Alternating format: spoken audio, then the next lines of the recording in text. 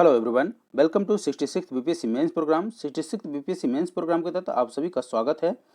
66th BPSC mains programme में आज का हमारा टॉपिक है वोट बैंक की राजनीति, अर्थात वोट बैंक पॉलिटिक्स। यह टॉपिक आपके आगामी 66th बीपीएससी मेंस के अलावे यूपीपीसीएस मेंस एवं यूपीएससी मेंस के लिए इक्वली इंपॉर्टेंट होगा। तो बने रहें वीडियो के अंत तक, और यदि आप हमारे चैनल पर नए हैं तो चैनल को सब्सक्राइब कर ले और बेल आइकन को प्रेस कर दें, सो दैट अगर कोई भी वीडियो इस चैनल पर अपलोड हो तो आपको नोटिफिकेशन मिल जाए। तो चलिए हम स्टार्ट करते हैं आज का टॉपिक, वोट बैंक की पॉलिटिक्स। वोट बैंक की पॉलिटिक्स शब्द आप पहले कई बार सुन चुके होंगे, लेकिन इस टॉपिक को समझना नितांत आवश्यक है, क्योंकि आए दिन आप सुनते होंगे एक पॉलिटिकल पार्टी दूसरी पॉलिटिकल पार्टी को हमेशा यह कर कहती है कि यह जो पॉलिटिकल पार्टी है वो वोट बैंक की पॉलिटिक्स कर रही है। तो आपको being a student of PCS और बीइंग स्टूडेंट ऑफ आईएएस, आपको यह समझना नितांत आवश्यक है कि ये जो वोट बैंक की राजनीति है उसका मतलब क्या होता है। इसके कई मायने होते हैं, वोट बैंक की पॉलिटिक्स के कई मायने होते हैं। अर्थात अगर लेमन लैंग्वेज में बोले तो, आम जनमानस की लैंग्वेज में बोले तो, अगर किसी को बोला जाए कि यह पॉलिटिकल पार्टी जो है वोट बैंक की पॉलिटिक्स कर रहा है, तो इससे जो एक सिंपल व्यक्ति समझेगा वो यह समझेगा कि एक पॉलिटिकल पार्टी जो है अपने फेवर के लिए, अर्थात अपने वोट के लिए वो वायदे कर रहा है, वो चुनावी वायदे कर रहा है, या किसी धर्म को फेवर कर रहा है। कई बार आप देखते होंगे कि अचानक से एक पॉलिटिकल पार्टी को कोई एक रिलीजन काफ़ी प्रिय हो जाता है। So that's we call the vote bank politics. तो चलिए हम स्टार्ट करते हैं कि अगर ये टॉपिक आपके मेंस एग्जाम में आ जाता है तो आप इसको कैसे अप्रोच करेंगे, how you will approach these questions in your mains answer writing. Let's start the topic. Let's start the background. First we will go through the पृष्ठभूमि, जो हमारा बैकग्राउंड होना चाहिए वो क्या है, इसको हम देख लेते हैं कि वोट बैंक की जो पॉलिटिक्स है उसकी बैकग्राउंड क्या है। देखिए, वोट बैंक की जो राजनीति शब्द का सर्वप्रथम प्रयोग 1955 में प्रसिद्ध समाजशास्त्री M.N. श्रीनिवास के द्वारा किया गया था, और यह जो है शब्द का प्रयोग M.N. श्रीनिवास के द्वारा एक रिसर्च पेपर में किया गया था, अर्थात शोध पत्र में किया गया था। उन्होंने इसका उपयोग एक संरक्षण अर्थात राजनीतिक वर्ग द्वारा अधीन जनता पर स्थापित किए जाने वाले राजनीतिक प्रभाव के संदर्भ में किया था। परंतु वर्तमान समय में अगर देखें तो वर्तमान समय में इस शब्द का अर्थ व्यापक हो गया है, अर्थात वाइडर हो गया है, और वर्तमान में यह जाति, वर्ग, संप्रदाय, भाषा, धर्म, क्षेत्र आदि के आधार पर मतदान को भी समाहित करता है। अगर आप देखें, उन्होंने जो M.N. श्रीनिवास के द्वारा जो ये वर्ड दिया गया था वोट बैंक पॉलिटिक्स, जो 1955 के एक रिसर्च पेपर में उन्होंने इस शब्द का जिक्र किया था। किसी भी टॉपिक को अगर आप अप्रोच कर रहे हैं तो at least you must know the background of that topic, so that you can write down the introduction part.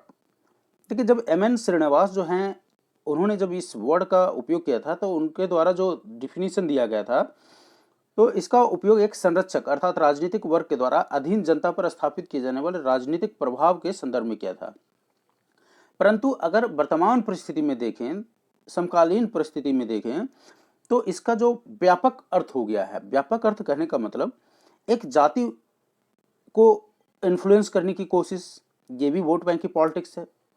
Suppose that XYZ एक पॉलिटिकल पार्टियां हैं।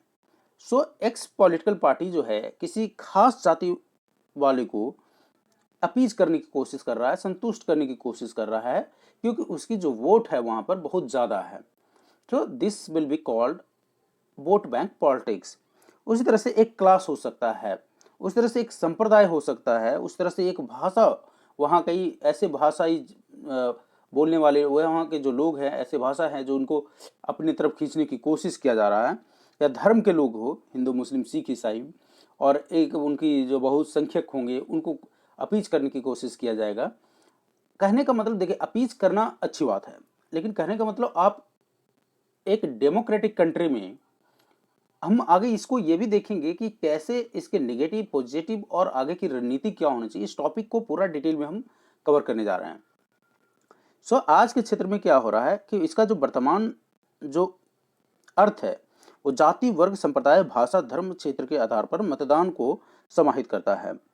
अगर आगे हम देखें तो यह समाज में मतदाताओं को एक समूह को संदर्भित करता है, अर्थात एक क्लास को समाहित करता है, जो सामान्यतः लोकतांत्रिक चुनाव में एक दल या प्रत्याशी के पक्ष में एक समूह के रूप में मतदान करते हैं। सो ये तो आपका पृष्ठभूमि था, बैकग्राउंड था। अब हम देखते हैं कि वोट बैंक की राजनीति का नकारात्मक पक्ष क्या था।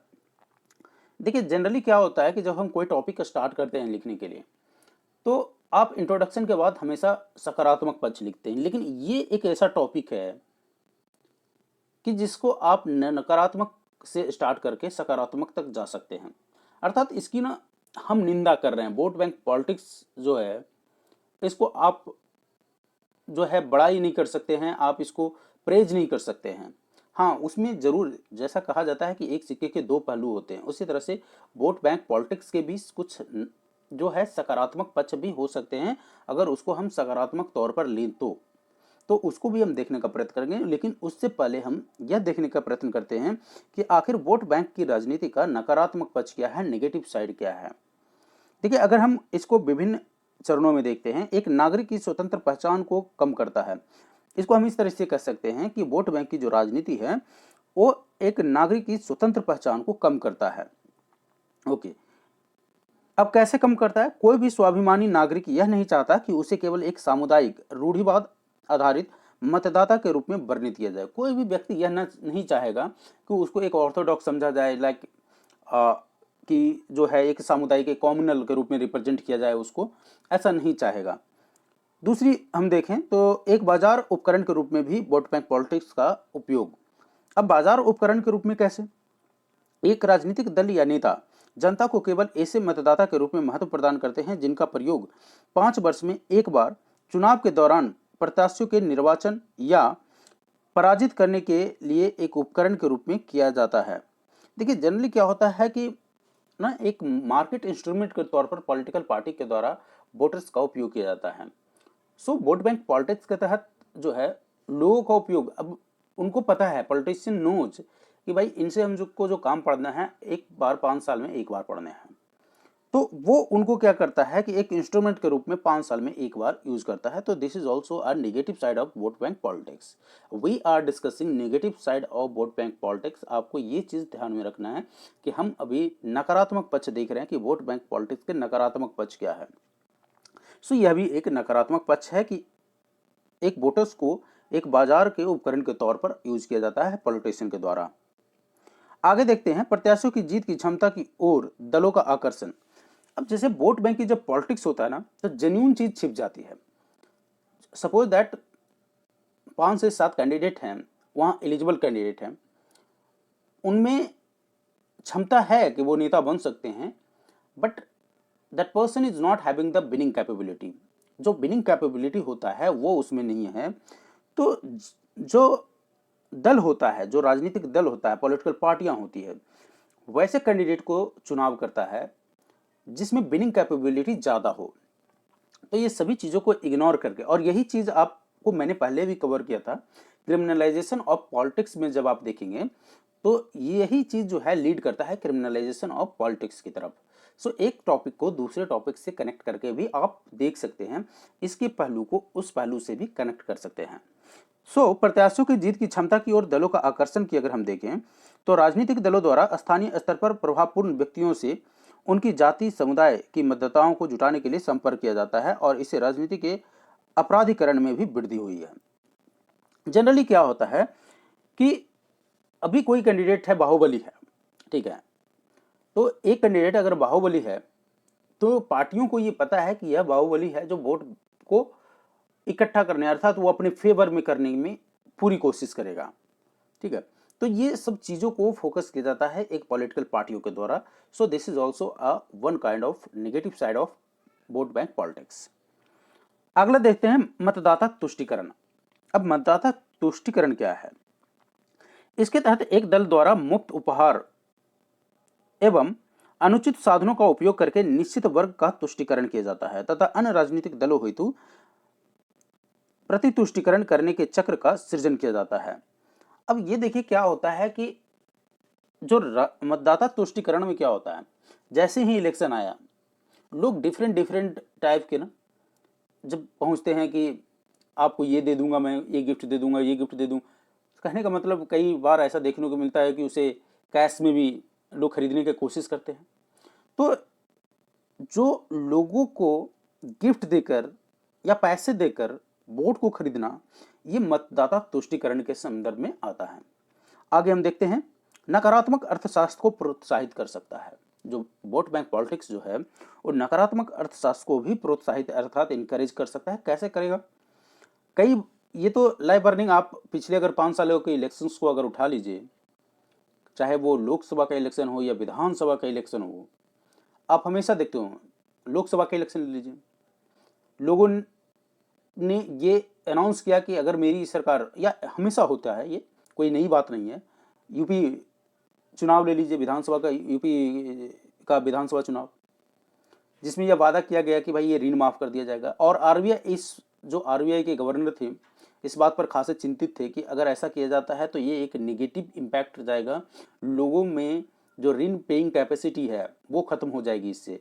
अर्थात लोग जो है ऋण ले तो लेंगे लेकिन उसको दे चुका नहीं सकेंगे, अर्थात चुकाने में असक्षम इसलिए होंगे क्योंकि उनको पता होगा कि अगली बार जो चुनाव होगी तो कोई ना कोई पॉलिटिकल पार्टियां या घोषणा कर देगी कि उनका ऋण माफ हो जाएगा।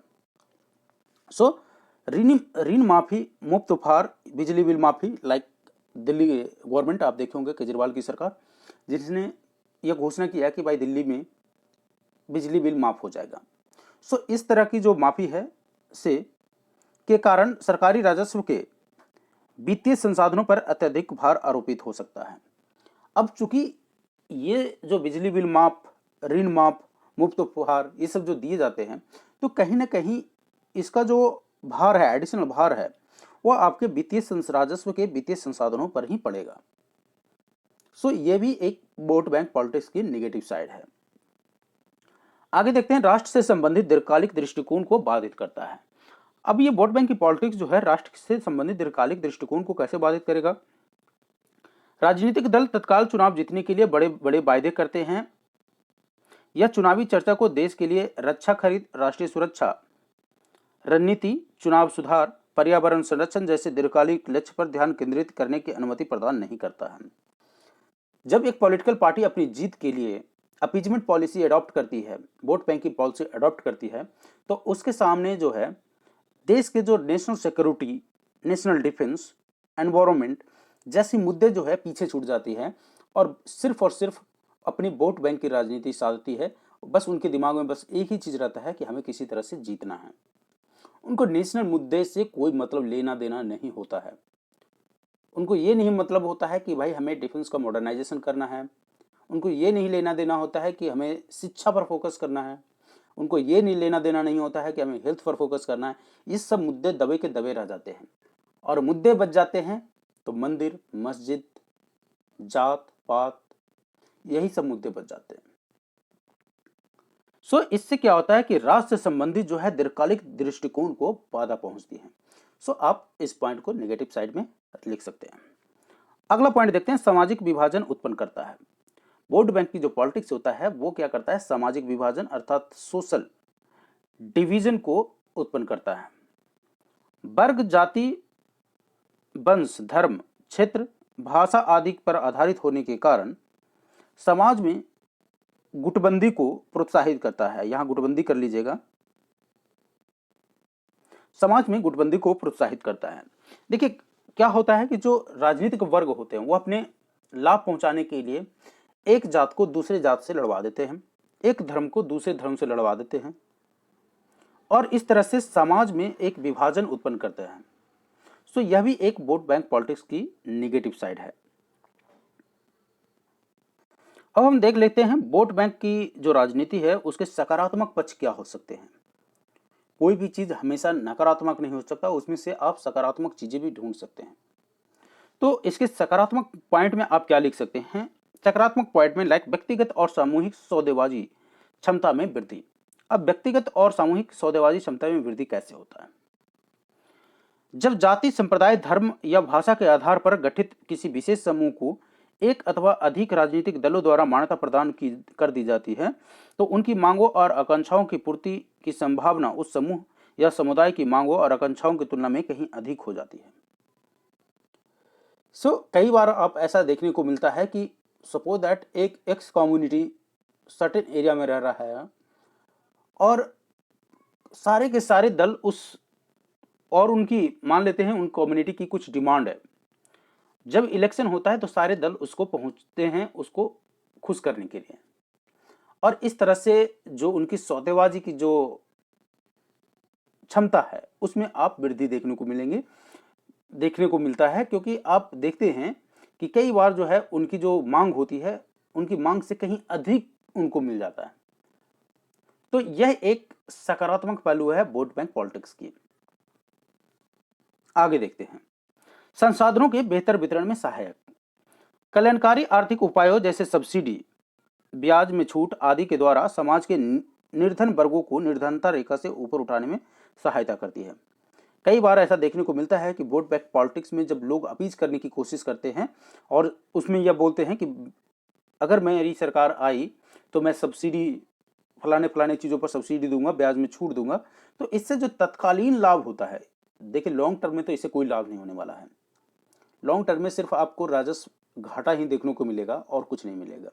लेकिन जो तत्कालीन लाभ मिलता है वो ये कि जो आपका निर्धनता अर्थात पॉवर्टी लाइन में कमी देखने को मिलेगी, उनके जीवन स्तर में कुछ सुधार देखने को मिलेगा।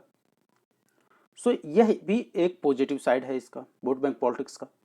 एटलीस्ट उनको उस समय के लिए तत्काल समय के लिए कुछ तो बेनिफिट मिल रहा है।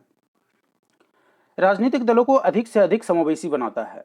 जो वोट बैंक पॉलिटिक्स है राजनीतिक दलों को अधिक से अधिक इंक्लूसिव बनाता है। कैसे बनाता है? क्योंकि राजनीतिक दल प्रत्याशियों का चयन ऐसी रीति से करते हैं जिससे राज्य में उपलब्ध सभी वोट बैंक को शामिल किया जा सके।